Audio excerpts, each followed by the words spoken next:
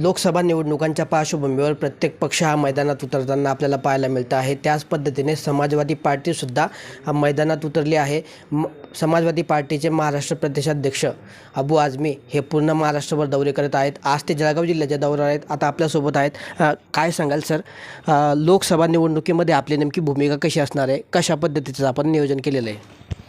मैं लोकसभा इलेक्शन में सबसे पहले अपनी कम्युनिटी को और आम तौर से सभी लोगों को ये निवेदन करने आया हूँ कि सब लोग सबसे पहले अपना वोटर लिस्ट में नाम चेक करो। एक भी व्यक्ति ऐसा नहीं होना चाहिए जिसका नाम कट गया हो, क्योंकि जो दूसरे लोग हैं जिनको पता है कि ये समाज उनको वोट नहीं देगा और सत्ता में बैठे हुए हैं, वो लोग जो है नाम कटवा देते हैं जानबूझ करके। मरे हुए लोगों का जो है वो लिस्ट बना लो, कोई वोट डालने ना पाए उनका। जो लोग बाहर चले गए हैं, वोट देने नहीं आने वाले, उनका कोई वोट डालने ना पाए। ऐसी रणनीति बनाना चाहिए। और जो बूथ में बैठेगा वो लड़का बहुत होशियार होना चाहिए, एक चीज़। दूसरा, 100% वोटिंग करना चाहिए। ख़ास तौर से मुस्लिम समाज के लोग वोटिंग कम करते हैं, तो मैं उनसे निवेदन कर रहा हूँ कि 100% वोटिंग होना चाहिए। तीसरी चीज़ है वोट, इलेक्शन में वोट किसको देना। देखिए, एक तरफ कांग्रेस भी आएगी, शिवसेना भी आएगी, बीजेपी भी आएगी। मैं कोई दूध का धुला हुआ इसमें नहीं है। मैं उसमें चाहता हूँ कि हाँ, समाज के लोग बुला के बात करें उम्मीदवार से।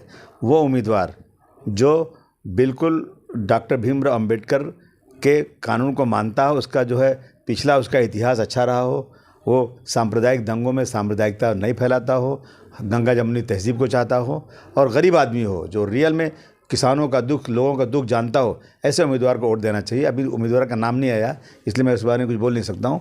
परंतु किसी सांप्रदायिक लोगों को जो सिर्फ़ और सिर्फ धर्म के नाम पर लोगों को लड़ाते हैं, ऐसे लोगों के साथ कोई खड़े मत होना। भारतवर्ष का इतिहास जो पुराना है वो दोहराना।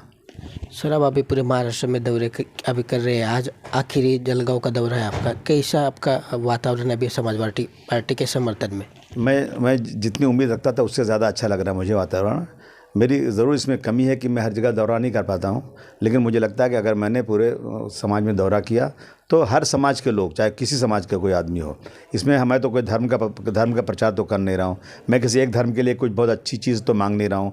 मैं हर धर्म के बाद, ख़ास तौर से किसानों का मुद्दा जो मेरे लिए बहुत ख़ास है। हम सब भी किसान ही हैं, गाँव से आए, हमारे बाप दादा सब किसान ही थे। महाराष्ट्र में किसानों की हालत इतनी ख़राब है कि जितनी सरकारें आती हैं वो बड़े बड़े वादे करती हैं कि मैं जो है इस महाराष्ट्र के अंदर किसान की आत्महत्या मुक्त कर दूंगा, एक भी नहीं। लेकिन पिछले 1 सालों में, यानी जुलाई के बाद अगस्त, सितंबर, अक्टूबर, नवंबर, दिसंबर, मैं समझे 2 साल पूरा होने जा रहा है। एक ही साल में 3,000 है, उसके बाद भी कुछ 2-2.5-3 हज़ार हो गए।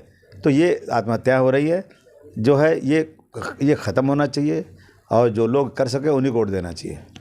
सर, अब फिलहाल महाविकास आघाड़ी में हो, लोकसभा की जगह के संदर्भ में कुछ बातें हो चुकी है क्या, और कौन कौन सी जगह आप लड़ना चाहेंगे? हमारे नेता से जब बात हुई थी, श्री अखिलेश यादव जी से, तो उनसे बात हुई थी। उन्होंने कहा था कुछ सीटें लड़ना चाहिए, तो मैंने कहा 2 सीटें मांगी आप। एक सीट मुंबई की नॉर्थ ईस्ट की सीट, दूसरी सीट धुलिया मालेगांव की सीट। ये बात हुई थी, लेकिन अभी तक कहाँ तक बात पहुँची मेरी बात नहीं उनसे हुई है। मैं देखूँगा, अगर उम्मीदवार मेरे पास अच्छा होगा तो मैं उस सीटों की बात उनसे करूँगा। अगर आपकी जो मनचाही सीट अगर मिलती नहीं है तो आपका अगला स्टैंड क्या रहने वाला है फिर? मेरे लिए पार्टी बड़ी नहीं, मेरे लिए देश बड़ा है। मैं देखूंगा उस पर, लेकिन इसका मतलब नहीं कि मेरे इस बोलने से कांग्रेस पार्टी समझ जाए कि मैं उनका साथ ही दे दूंगा। बिल्कुल नहीं, हम शर्त से बात करेंगे, लेकिन हम सांप्रदायिक शक्तियों के खिलाफ हैं। अभी फिलहाल भाजपा का अगर राजकारण देखेंगे तो ऐसी टीका होती रहती है कि हर नेताओं का हर पक्ष को फोड़े जा रहे हैं। अभी फिलहाल अशोक चौहान जी थे जो 2 बार सीएम थे, उनको भी उन्होंने भाजपा में ले लिया है। वो अलग तरफ से सब नेताओं को अपने पक्ष में ले रहे हैं। तो आप भी बड़े नेता हो, आपको भी कुछ न्योता आया है कि पक्ष में आने के लिए, बीजेपी में आने के लिए?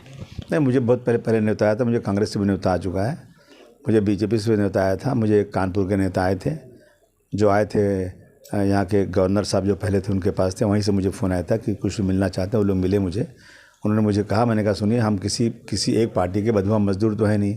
देश में जितनी पार्टियाँ हैं सब हमारे लिए ठीक है, लेकिन जो पार्टी धर्म के नाम पर बांटेगी, जो गांधी जी के हत्यारे की मंदिर बना के बात करेगी, जो दोगली नीति करेगी कि एक बार जाकर गांधी जी की समाधि पर फूल चढ़ाएगी और दूसरी तरफ गांधी जी के हत्यारे को मदद करेगी, और जो पार्टी इस देश में धर्म को लेकर काम करेगी, ऐसी पार्टी में अबू आज़मी ज़िंदगी में नहीं जा सकते।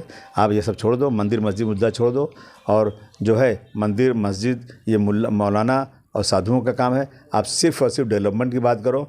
देश के रहने वाले 140 करोड़ जो कहते हैं आपका परिवार है, आप उनको सही परिवार समझाओ।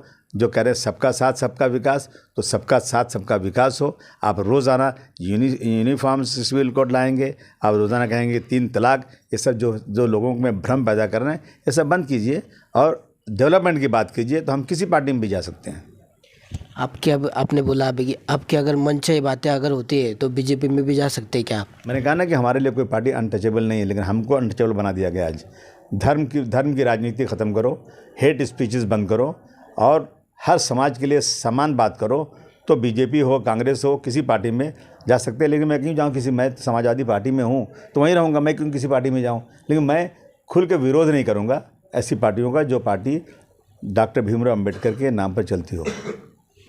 तर आपल्यासोबत होते अबू आझमी, त्यांनी सांगितलं आहे की कुठल्याही पक्षाच्या विरोधात नाही, मात्र जी धोरणं भाजपकडून गेल्या काळामध्ये राबवली जात आहेत किंवा वेगवेगळ्या गोष्टी ज्या संविधानाच्या विरोधात केल्या जात आहे त्या गोष्टींना माझा विरोध आहे. महाविकास आघाडीमध्ये आहोत, त्यांच्याकडे 2 जागांची मागणी केलेली आहे. जागा मिळाल्या तर ठीक, नाही तर विचार करू असं त्यांनी या ठिकाणी सांगितलं आहे. एकंदरीतच आता लोकसभा निवडणुका लागलेल्या आहेत आणि या निवडणुकांच्या पार्श्वभूमीवर प्रत्येक पक्ष हा मैदानात उतरलेला आहे. त्याच पद्धतीने एका पद्धतीने समाजवादी पार्टीने सुद्धा लोकसभेच्या निवडणुकांवर लक्ष केंद्रित केल्याचं या निमित्ताने पाहायला मिळतं आहे. किशोर पाटील, TV9 मराठी, जळगाव.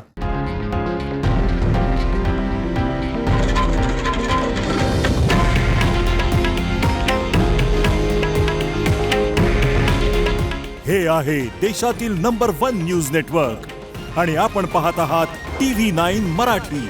काळजी तुमची, हित महाराष्ट्राचं.